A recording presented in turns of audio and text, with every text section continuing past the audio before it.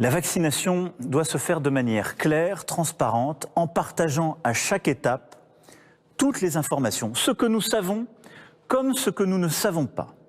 Et je veux aussi être clair, je ne rendrai pas la vaccination obligatoire.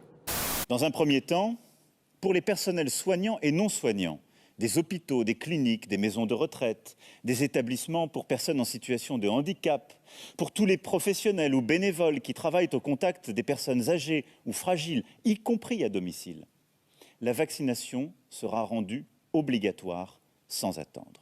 Un pass sanitaire, là aussi des précisions très importantes, qui ne sera jamais obligatoire pour accéder au lieu de vie, au lieu de la vie de tous les jours. Ça, c'est important. Il me semble que c'est important, mais d'abord, je voudrais dire que c'est la première fois qu'on reconnaît l'utilité d'un passeport sanitaire. On appelle ça passe sanitaire, on appelle ça comme on veut, mais c'est la première fois. Et je dis enfin, parce que tout de même, il y a beaucoup d'endroits où c'est devenu le moyen de retrouver très vite une vie normale. Donc ça, c'est formidable.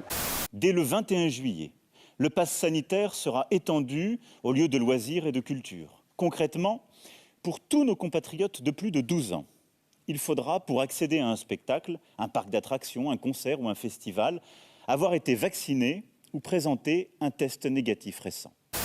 L'autre question que vous avez posée, c'était sur la troisième dose. Il n'y aura pas d'impact de la troisième dose sur le pass sanitaire. À partir du 15 décembre, il vous faudra justifier d'un rappel pour prolonger la validité de votre pass sanitaire.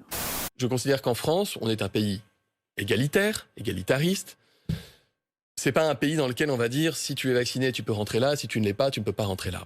Alors nous avons décidé, avec le président de la République, qu'un projet de loi sera soumis au Parlement début janvier, notamment pour transformer le pass sanitaire en pass vaccinal et durcir les conditions de contrôle et de sanction contre les faux passes.